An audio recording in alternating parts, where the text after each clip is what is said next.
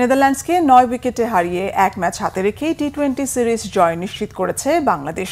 সিলেটে সিরিজ জয়ের মিশনে দ্বিতীয় টি-20তে টাইগারদের বোলিং তোপে ১০৩ রানে অল আউট হয় ডাচরা। তাতে ৪১ বল হাতে রেখেই সহজেই জয় নিশ্চিত করে বাংলাদেশ। এর আগে সিরিজ নিশ্চিতের মিশনে টস জিতে নেদারল্যান্ডসকে ব্যাটিংয়ে পাঠিয়ে চেপে ধরে বাংলাদেশ। তৃতীয় ওভারেই পরপর ২ বলে ২ উইকেট নিয়ে ডাচদের চাপে ফেলেন লেগ স্পিনার নাসুম আহমেদ। ১৪ রানে ২ উইকেট হারানোর পর রানের পেছনে ছোটা কঠিন হয়ে যায় নেদারল্যান্ডসের। দলীয় ৩৭ রানে তাসকিনের শিকার বিক্রমজিৎ সিং। ১৭ বলে ৪ বাউন্ডারিতে ২৪ রান করেন এই ওপেনার। এরপর মুস্তাফিজ ডাচ অধিনায়ক স্কট এডওয়ার্ডের উইকেট তুলে নেন। পরের ওভারে সাইফ হাসানের সরাসরি থ্রোতে নোহা কোরেস রান আউট এবং তানজিদ হাসান সাকিবের শিকার হয়ে শাহরিজ আহমেদ কট বিহাইন্ড হলে ১০ ওভারে ৬২ রানে ৬ উইকেট হারিয়ে ব্যাকফুটে চলে যায় নেদারল্যান্ডস। এরপর ৮১ রানে নবম উইকেটের পতনে দলীয় ইনিংস ১০০ রান পার করাই কঠিন হয়ে ওঠে ডাচদের জন্য।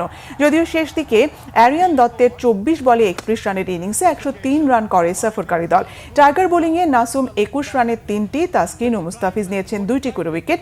এরপর সহজ টার্গেট তাড়া করতে নেমে পারভেজ ইমন ২৩ করে ফিরে গেলেও তাসজিদ হাসান তামিমের অপরাজিত হাফ সেঞ্চুরিতে ৪১ বল হাতে রেখে ৯ উইকেটে জয় নিশ্চিত করে টাইগাররা।